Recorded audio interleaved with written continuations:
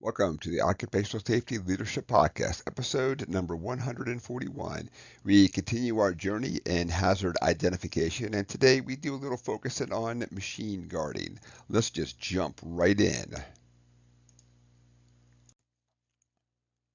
So basically, with machine guarding, we're guarding the point of operation. So we're trying to keep a finger, a stick, a rock, some kind of mechanism, something out of that point of operation. And when we think of a point of operation, it's going to have rotating parts. You could possibly also have a little bit of pinch points and shear points there too. But when we really think about it, we're thinking about like motors and pumps, flywheels, belts, chains, pulleys, those types of things. There's a lot of machine guarding out there, but those are the ones that really kind of jump out towards us. If you're working on pieces of wood. We're thinking about machine guarding. We have the blade going and all that good stuff.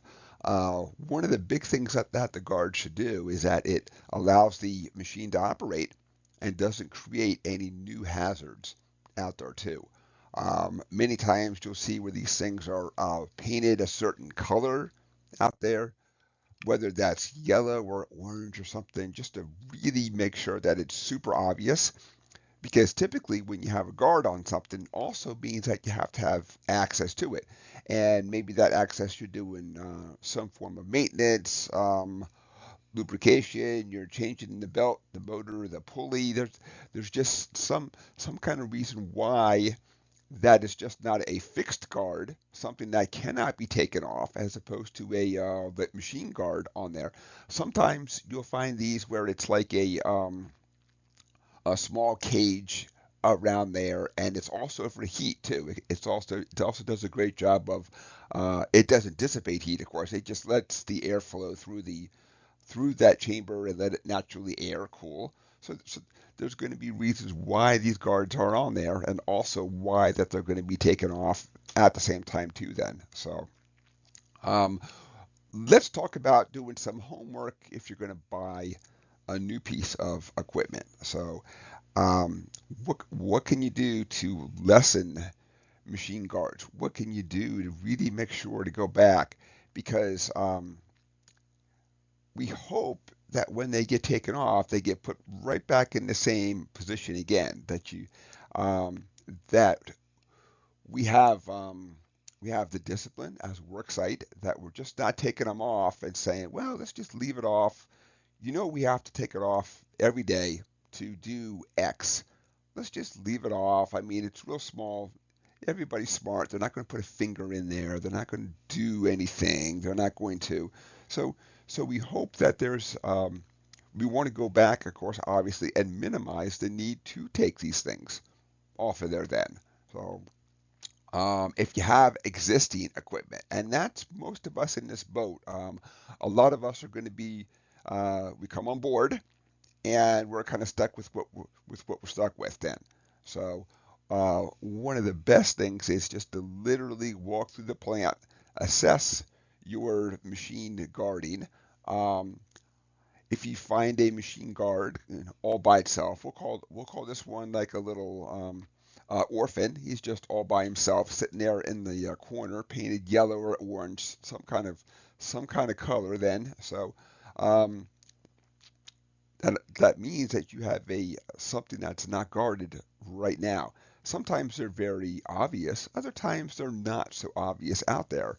So get with your maintenance folks. These guys have a lot of knowledge about the stuff, and they can help you to go back and look at these things, figure out these things.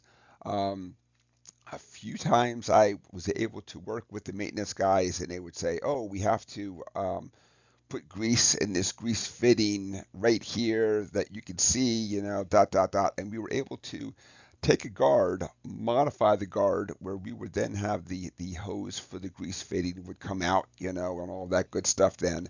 And that seemed to really help out an awful lot, because the goal, of course, is that you want people to be safe, but you also understand that part of being safe is that the machine has to run. You just can't run something to failure and then say, well, I guess we'll go out buy something new.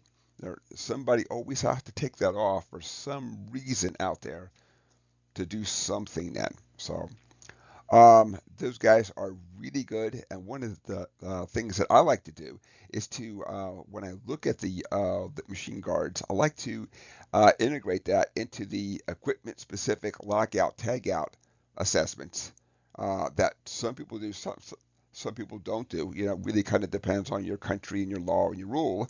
Uh, but if you list that down as a step, you know, part of the step is the tool is locked out. We've checked it for power. The guard is off. Part of bringing the machine back online, the guard is back in place, you know, too. So it's I like to think that really helps out a lot. Some of the maintenance folks have told me that helps them to really use it as a checklist. Like, okay, I've done this, I've done that. Um, they're really good folks, but many times when somebody calls a maintenance person, it's not to tell them they've done a good job. It's to tell them, I need you to do the following things as quick as possible. So as being human, sometimes they kind of feel that pressure of, I got to get this done, you know. So, okay, so episode number 141 is complete. Today we talked about, we continued the journey of hazard identification, and we focused on machine guarding only. Um, Go back, look at what you have it in place, really get with the folks, because all of us can sit in our offices and our cubes and ponder about things and look at manuals. And not that we're not doing a great job and doing things, but there's people with a lot more knowledge, and not just knowledge, but that hands-on knowledge. It's really easy to read a manual and say, I'm trained, not the same as doing it all day, every day. Get with those folks, um, and just come up with a plan to make things better out there.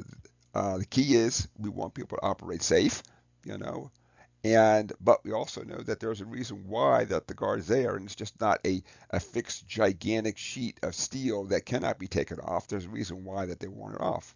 So episode 141 is complete. We talked about hazard identification and machine guarding. Thank you for joining me today. My name is Dr. David Ayers. Thank you and have a safe day.